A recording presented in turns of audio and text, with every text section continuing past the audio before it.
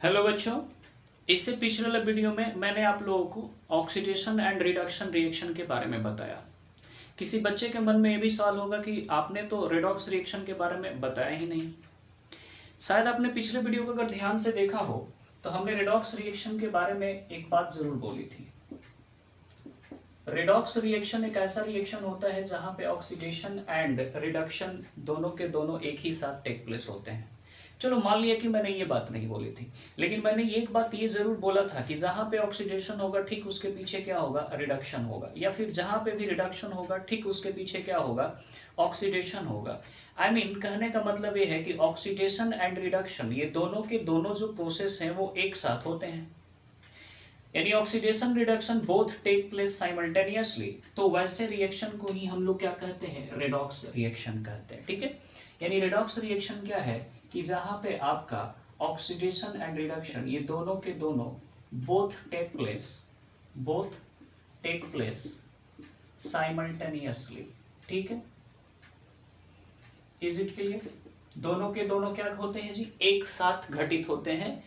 ऐसे रिएक्शन को हम लोग कहते हैं रेडॉक्स रिएक्शन। चलिए एग्जांपल की अगर बात कर ले यहाँ पे तो दो एग्जांपल मैं समझा देना चाहूंगा, एक मॉडर्न कंसेप्ट के हिसाब से और एक ऑक्सीजन और हाइड्रोजन के बेसिस के हिसाब से। ठीक है, जैसे यहाँ पे अगर मान लीजिए कि अगर मैं यहाँ पे ले लूँ Cu कॉपर ऑक्साइड और यहाँ पे ले लूँ मैं हाइड्रोजन। कॉपर ऑक्साइड पे जैसे ही अपन हाइड्रोजन गैस पास कराएंगे तो बेशक यहाँ पे कॉपर अलग हो जाएगा और यहाँ पे क्या बनेगा, आपका वाटर बनेगा। ध्यान से अगर देखें तो इस कॉपर ऑक्साइड से ऑक्सीजन क्या हो गया, रिमूव हो गया, जिसकी वजह से आप इसको समझेंगे कि ये क्या हुआ, इसका रिडक्शन हुआ। और ठीक इस हाइड्रोजन के साथ आप देख रहे हैं कि यहाँ पे एडिशन हुआ किसका, ऑक्सीजन का, तो आप इसको बोलेंगे ऑक्सीडेशन। तो यहाँ पे रिडक्शन और ऑक्सीडेशन दोनों साथ साथ हुआ, इसीलिए हम इसको क्या कहेंगे, रेडॉक्स रिएक्शन कहेंगे, जिसमें आपका रिड्यूस सब्सटेंस है कॉपर ऑक्साइड और ऑक्सीडाइज सब्सटेंस है H2, और ऑक्सीडाइजिंग एजेंट है कॉपर ऑक्साइड और रिड्यूसिंग एजेंट है आपका H2। ठीक है, इतनी तो बात क्लियर ही होगी आपको। आई होप कि आप ये बात समझ रहे होंगे। अगर मैं मॉडर्न कंसेप्ट के हिसाब से बात करूं तो मान लीजिए कि अगर यहाँ पे मैं जिंक ले लेता हूं और यहाँ पे ले लेता हूं मैं HCl, तो यहाँ पे बनेगा ZnCl2 और यहाँ पे बनेगा आपका हाइड्रोजन गैस रिलीज होगा। रिएक्शन बैलेंस नहीं है, पहले बैलेंस कर लेते हैं अपन। अब ये रिएक्शन जो कि बैलेंस हो चुका है, यहाँ पे देखेंगे जिंक यहाँ पे एटम को रिप्रेजेंट कर रहा है, और एटम इलेक्ट्रिकली क्या होता है, न्यूट्रल, यानी अभी यहाँ पे इसने ना तो इलेक्ट्रॉन को गेन किया है और ना ही यहाँ पे लूज किया है। और यहाँ पे HCl होने की वजह से यहाँ पे हाइड्रोजन प्लस में एग्जिस्ट करेगा, क्योंकि आपको भी पता है कि हाइड्रोजन में एक इलेक्ट्रॉन लॉस किया होगा और क्लोरीन ने एक इलेक्ट्रॉन क्या किया होगा, गेन किया होगा, तभी ये इनके बीच में क्या हुआ है, बॉन्ड बना है। तो यहाँ पे H प्लस के फॉर्म में और Cl यहाँ पे क्या है, माइनस के फॉर्म में। Is it clear? अब यहाँ पे देखेंगे कि अब यहाँ पे जिंक जो है क्लोरीन के साथ अटैच है, जहां पे कितने क्लोरीन अटैच है, 2 क्लोरीन, यानी एक क्लोरीन को एक इलेक्ट्रॉन की रिक्वायरमेंट है, तो 2 क्लोरीन को 2 इलेक्ट्रॉन की रिक्वायरमेंट होगी, तो 2 इलेक्ट्रॉन की वो भरपाई कौन करेगा जी, जिंक भरपाई करेगा। तो बेशक यहाँ पे जिंक किस फॉर्म में एग्जिस्ट किया, +2 के फॉर्म में एग्जिस्ट किया, यानी इस जिंक ने 2 इलेक्ट्रॉन का क्या किया जी, लॉस किया। जैसे ये 2 इलेक्ट्रॉन लूज किया तो ये Zn+2 में एग्जिस्ट किया। लॉस ऑफ इलेक्ट्रॉन को अपन क्या कहते हैं, ऑक्सीडेशन कहते हैं। क्या कहते हैं जी, ऑक्सीडेशन। अब यहाँ पे आप फिर से ध्यान से देखें कि यहाँ पे ये हाइड्रोजन 2H+ आयन 2 इलेक्ट्रॉन को ले लेगा जो कि जिंक ने दिया है, और वो किस तरह से एग्जिस्ट करेगा, H2 की तरह एग्जिस्ट करेगा। यानी यहाँ पे आपको पता है कि यहाँ पे जो हुआ है कि 2H+ ने 2 इलेक्ट्रॉन का गेन किया और किस तरह एग्जिस्ट किया, H2 की तरह एग्जिस्ट किया। यानी यहाँ पे जो बात हुई, गेन की बात हुई, और गेन को ही हम लोग क्या कहते हैं, रिडक्शन कहते हैं। क्या कहते हैं, रिडक्शन। अब यहाँ पे ऑक्सीडेशन भी हुआ और रिडक्शन भी हुआ, दोनों साथ साथ होने की वजह से किस कैटेगरी के अंतर्गत आएगा, रेडॉक्स रिएक्शन के कैटेगरी के अंतर्गत आएगा। तो मन में ये भ्रम ना रखें कि मैंने आपको रेडॉक्स रिएक्शन नहीं बताया है।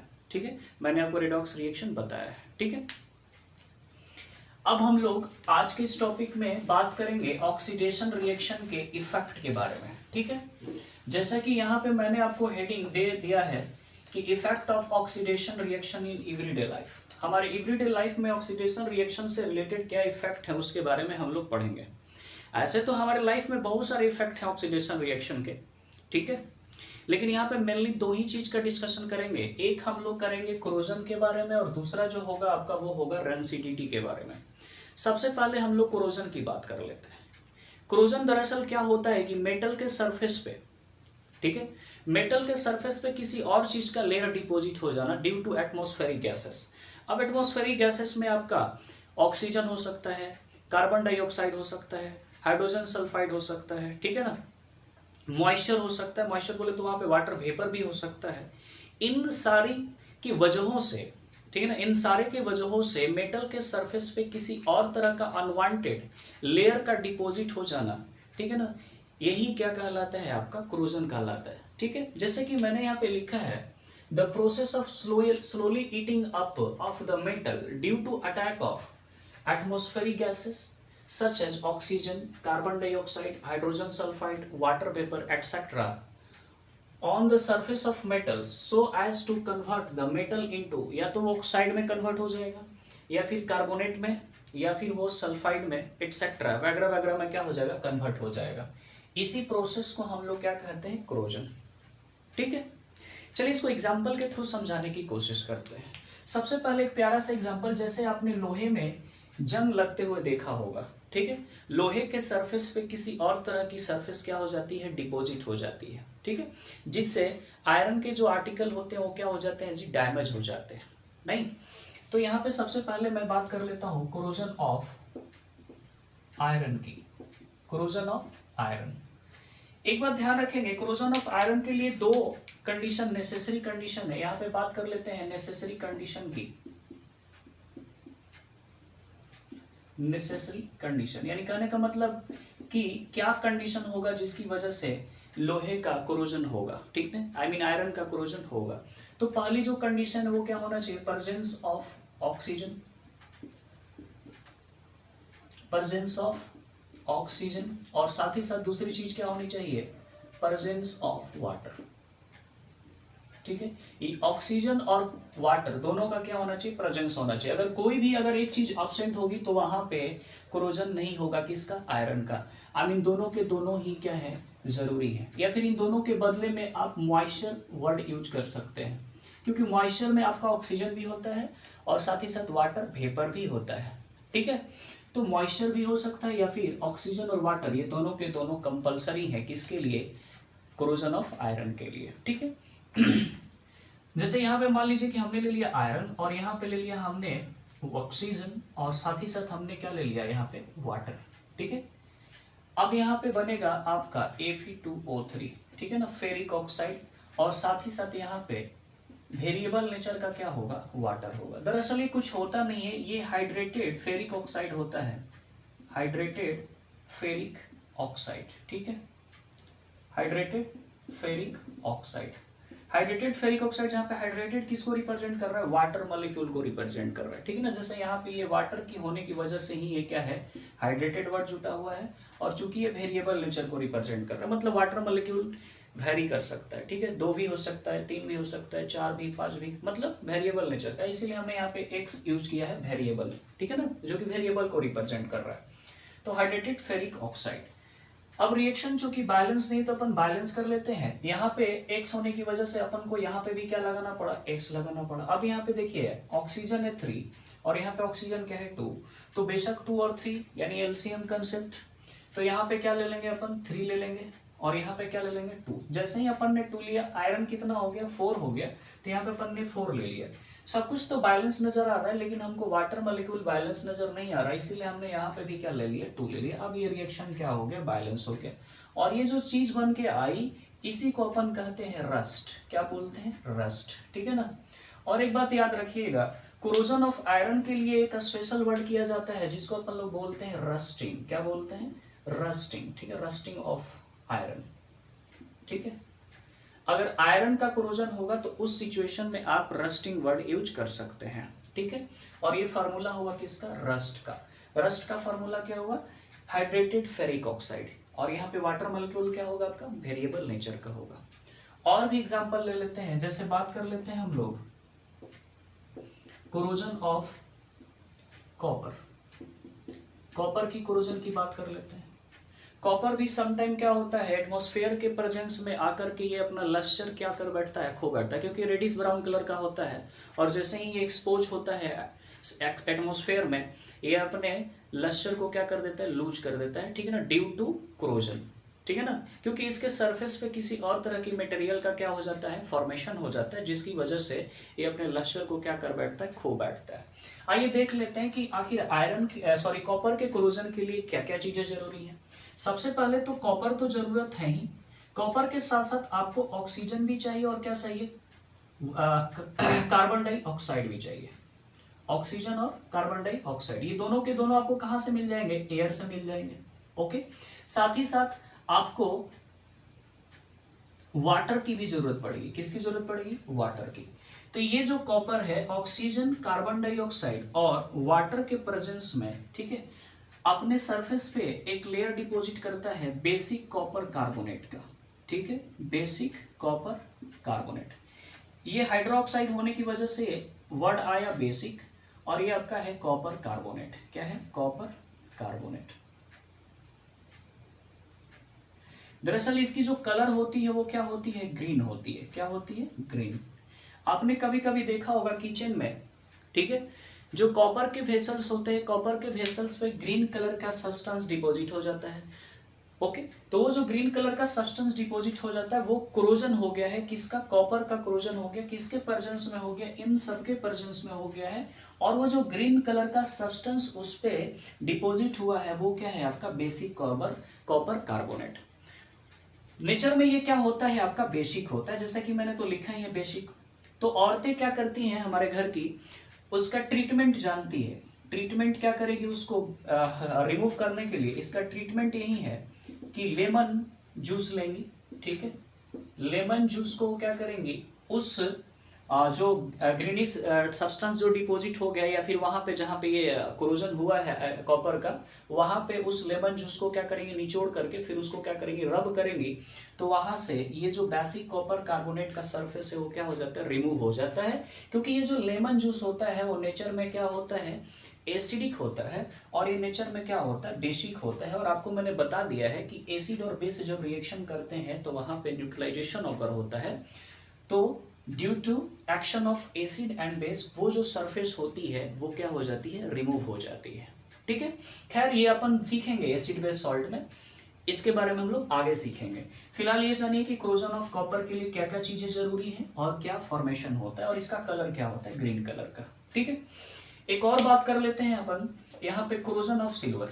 ऐसे तो सिल्वर का कोरोजन जल्दी नहीं होता है, क्योंकि आपको पता है कि सिल्वर क्या होता है, बहुत ही लेस रिएक्टिव मेटल है, लेकिन फिर भी कोरोजन होता है, कोरोजन ऑफ सिल्वर। तो ये सिल्वर ना तो वाटर के साथ रिएक्शन करता है, ना ही कार्बन डाइऑक्साइड के साथ रिएक्शन करता है, और ना ही ऑक्सीजन के साथ रिएक्शन करता है। तो आपके मन में सवाल आएगा, ठीक है सर इसका तो कोरोजन होता है, तो आखिर किससे रिएक्शन करता होगा। तो ये जो सिल्वर है, ये सिल्वर आपके हाइड्रोजन सल्फाइड सेक्शन करता है, या हाइड्रोजन सल्फाइड आपके एटमॉस्फेयर में प्रेजेंस होता है, ठीक है ना, उसके साथ ये रिएक्शन करके ये बनाता है सिल्वर सल्फाइड। ठीक है ना, और साथ ही साथ यहाँ से कौन सी गैस रिलीज होती है, हाइड्रोजन गैस रिलीज होती है। खैर उससे मतलब नहीं है, सिल्वर आपको पता है कि ये क्या होता है, ग्रे कलर का होता है, या फिर ग्रेइश व्हाइट बोल सकते हैं। क्या बोल सकते हैं, ग्रेइश व्हाइट होता है।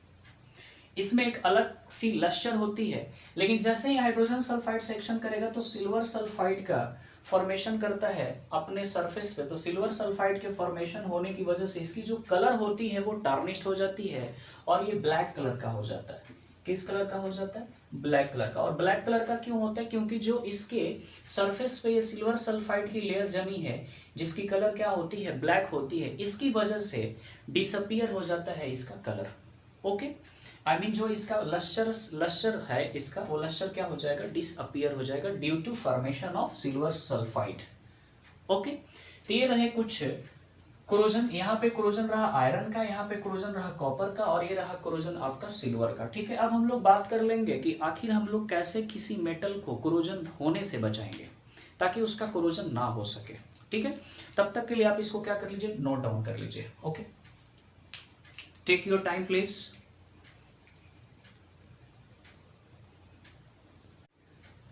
अब हम लोग बात कर लेते हैं उन मेथड्स के बारे में जिसकी वजह से किसी भी मेटल्स को कोरोजन होने से अपन क्या कर सके, बचा सके। ठीक है, तो इसमें सारे मेटल्स के बारे में तो नहीं पढ़ने, सिर्फ और सिर्फ आयरन मेटल को आप कैसे कोरोजन होने से बचा सकते हैं उसके बारे में पढ़ना है। आई मीन हम लोग को उन मेथड्स के बारे में पढ़ना है जो कि रस्टिंग को क्या कर सके, रोक सके। ओके, तो यहाँ पे हम बात करेंगे methods used to prevent rusting. ठीक है, जैसे कि मैंने यहाँ पे कुछ मेथड्स लिखे, जैसे पहला मेथड लिखा है बाय पेंटिंग और दूसरा लिखा है बाय ग्रीसिंग एंड ऑयलिंग। तो जब आप किसी आयरन आर्टिकल को पेंट करते हैं या फिर ग्रीसिंग या ऑयलिंग करते हैं, तो इस सिचुएशन में आप क्या करते हैं कि उस आयरन के सरफेस पे एक लेयर डिपॉजिट कर देते हैं, एक थीन लेयर डिपॉजिट कर देते हैं, जिसकी वजह से जो कांटेक्ट है उस आयरन का वो एटमॉस्फेरिक गैसेस से क्या हो जाता है, टूट जाता है, जिसकी वजह से फर्दर कोरोजन हो पाना क्या है, असंभव है। तो इस तरह में क्या किया जाता है कि ये जो मेथड्स है बाय पेंटिंग और ग्रीसिंग एंड ऑयलिंग, इसी मेथड को हम लोग कहते हैं बैरियर प्रोटेक्शन। क्या कहते हैं, बैरियर प्रोटेक्शन। बैरियर प्रोटेक्शन कहने का मतलब है कि आप एक तरह का बैरियर बना देते हैं जो कि कोरोजन से क्या करता है, आयरन आर्टिकल को बचाता है, क्योंकि ये एक तरह का लेयर का काम करता है जो कि ना तो एयर को और ना ही वाटर को संपर्क में आने देता है। किसके संपर्क में जी, आयरन आर्टिकल के संपर्क में, तो कोरोजन नहीं होगा। ठीक है, और इस मेथड को क्या कहते हैं हम लोग, बैरियर प्रोटेक्शन। ठीक है, तीसरी मेथड की बात करूं तो यहाँ पे हमने लिखा है बाय इलेक्ट्रोप्लेटिंग। इलेक्ट्रोप्लेटिंग का मतलब होता है कि किसी आयरन के मेटल पे किसी और दूसरे मेटल्स का क्या करना, लेयरिंग करना। क्या करना, लेयरिंग करना, लेयरिंग करना। ठीक है ना, उसमें हो सकता है कि आप टिन की लेयरिंग कर रहे हो, या फिर हो सकता है कि आप क्रोमियम की लेयरिंग कर रहे हो।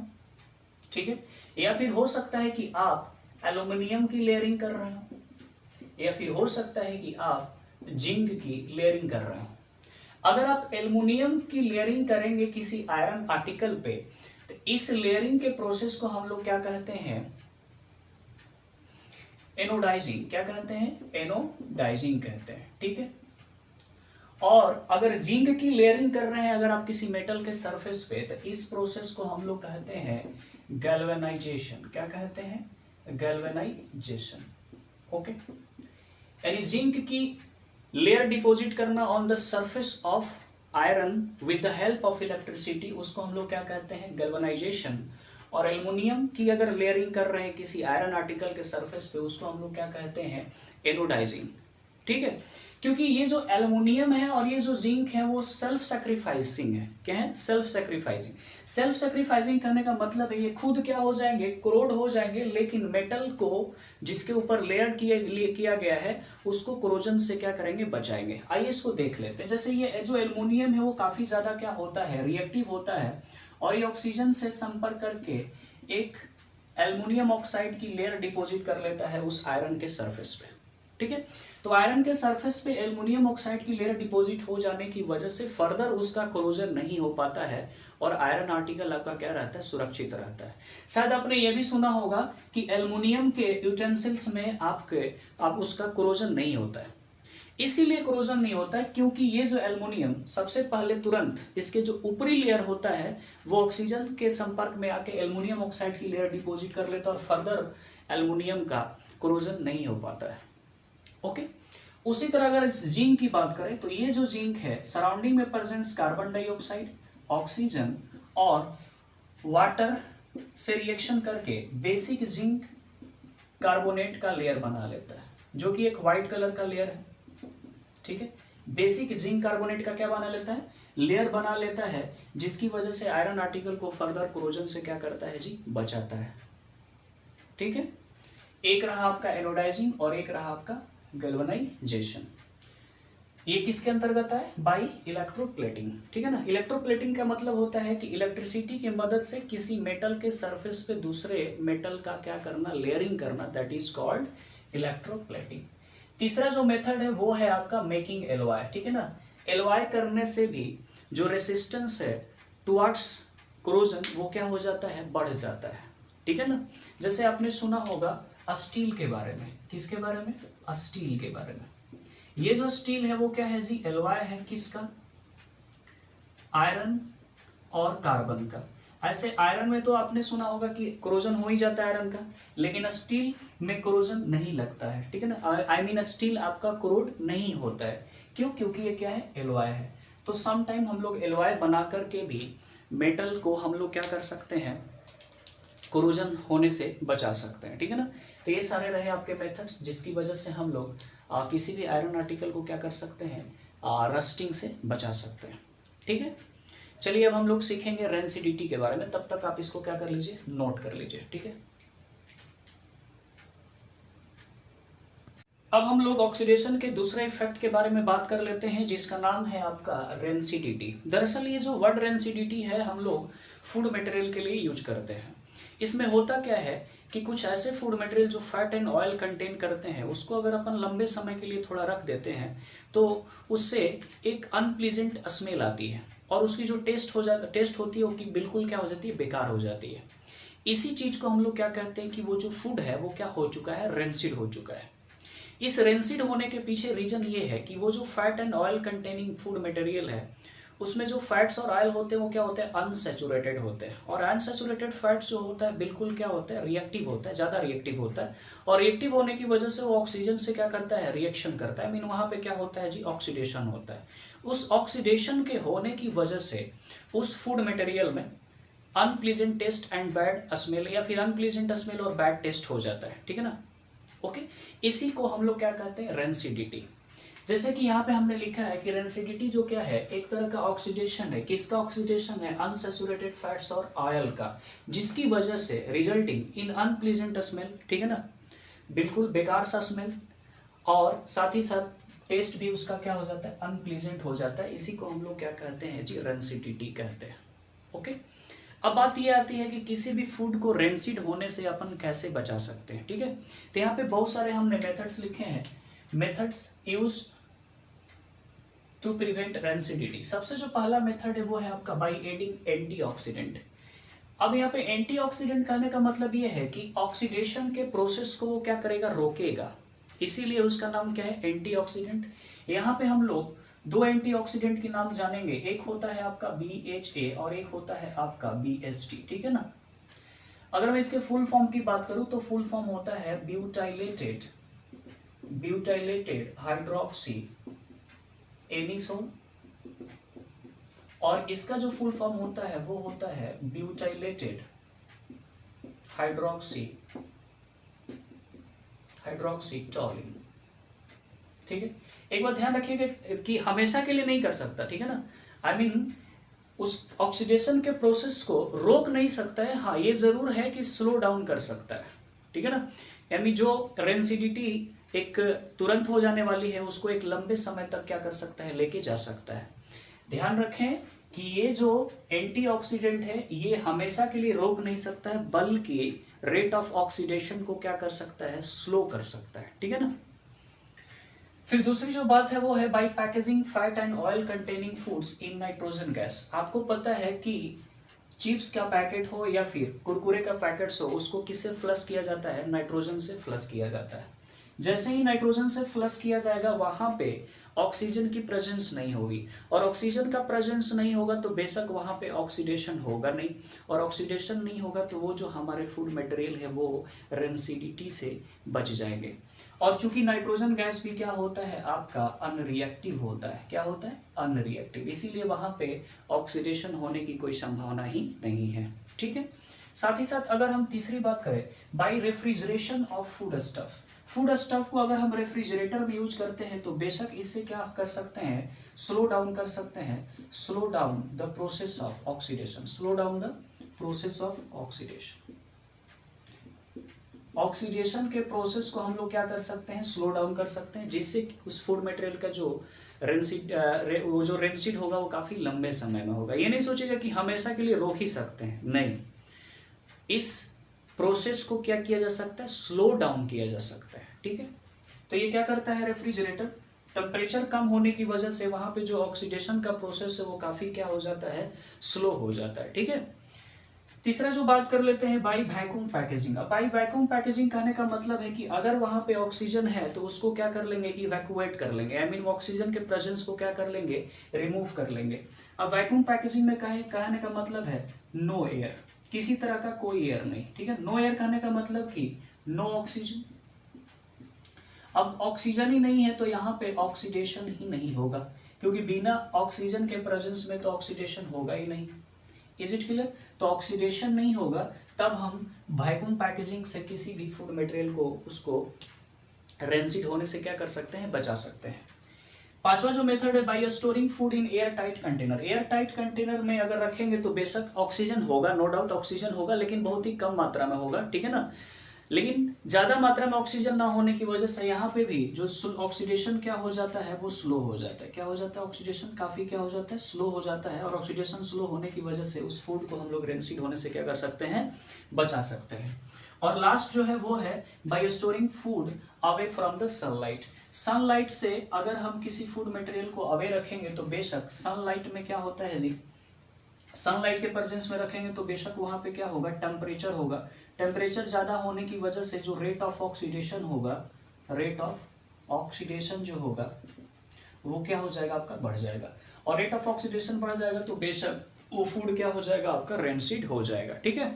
इसीलिए हम लोग किसी भी फूड मटेरियल को हम लोग क्या रखते हैं, सनलाइट से दूर रखते हैं। तो ये सारे मेथड्स हैं जिसकी वजह से हम लोग किसी भी फूड को रेंसिड होने से क्या कर सकते हैं, बचा सकते हैं। पहला, by adding antioxidant, by packaging fat and oil containing foods in nitrogen gas, by refrigeration of food stuff, by vacuum packaging, by storing food in air tight containers, और फिर छठा जो है by storing food away from sunlight. Okay, तो ये सारा methods रहा। तो मैंने इसी टॉपिक के साथ मैंने आपका पहला chapter chemical reactions and equation पूरी तरीके से आपके सिलेबस के हिसाब से खत्म कराया, ठीक है। ओके, तो आप पहले इसको नोट कर लीजिए, ठीक है। Take your time please. अब मैं आपसे 2 मिनट बात करना चाहूंगा, ठीक है। जैसा कि मैंने आपको मैथ में 2 चैप्टर पढ़ाया। मैथ में मैंने आपको सबसे पहले पढ़ाया रियल नंबर, और दूसरा जो पढ़ाया हमने वो पढ़ाया आपको पॉलिनोमियल, ठीक है। केमिस्ट्री में मैंने आपको पढ़ाया पहला chapter chemical reactions and equation, okay. तो मैथ में 2 चैप्टर पढ़ाया मैंने और केमिस्ट्री में आपको 1 चैप्टर पढ़ाया, ठीक है। इसके आगे बारी आती है फिजिक्स की, ठीक है ना। तो फिजिक्स में मैं आपको आपके सिलेबस के हिसाब से अगर देखा जाए तो सबसे पहला टॉपिक है आपका वो है लाइट, जिसमें आपको 2 चीजें पढ़नी है। एक पढ़नी है रिफ्लेक्शन और एक पढ़ना है रिफ्रैक्शन, ठीक है। और इसी में साथ ही साथ पढ़ना है कलरफुल वर्ल्ड, ठीक है। क्या पढ़ना है जी, कलरफुल वर्ल्ड, ओके। तो अब मैं आपसे राय लेना चाहूंगा कि आप मैथ में आगे आप पढ़ना चाहेंगे या फिर केमिस्ट्री में इसी को आगे बढ़ाना चाहेंगे। अगर मैं केमिस्ट्री में दूसरे चैप्टर की बात करूं तो वो है आपका एसिड्स, बेसिस एंड सॉल्ट्स, ठीक है जी। और अगर मैथ में बात करें तो अलजेब्रा का नेक्स्ट टॉपिक है आपका लीनियर इक्वेशन इन 2 वेरिएबल्स, ठीक है। या फिर आप कहेंगे तो मैं ज्योमेट्री शुरू कर सकता हूँ। ज्योमेट्री में आपका चैप्टर है, फर्स्ट चैप्टर वो है आपका ट्रायंगल, ठीक है। तो या तो मैथ में मैं लीनियर इक्वेशन इन 2 वेरिएबल शुरू कर सकता हूँ, या फिर मैं ट्रायंगल शुरू कर सकता हूँ, या फिर कहिएगा तो केमिस्ट्री में मैं एसिड, बेसिस एंड सॉल्ट शुरू कर सकता हूँ, या फिर अगर आप कहेंगे तो फिजिक्स में मैं पहला chapter light, I mean reflection, refraction या कलरफुल वर्ल्ड, माने आई मीन कहने को तो लाइट के अंतर्गत ये सारी चीजें आती हैं, ठीक है ना। तो आई मीन लाइट शुरू कर सकता हूँ। अब आप लोग कमेंट बॉक्स में जरूर बताइए कि आपको इसमें क्या चाहिए, लीनियर इक्वेशन इन 2 वेरिएबल या फिर ट्रायंगल, या फिर आपको एसिड, बेसिस एंड सॉल्ट, या फिर आपको light, reflection, refraction and colourful world, ठीक है। तो कमेंट बॉक्स में हमको जरूर बताएं। तब तक के लिए आपका बहुत बहुत शुक्रिया, थैंक यू सो मच मेरे साथ बने रहने के लिए, ओके।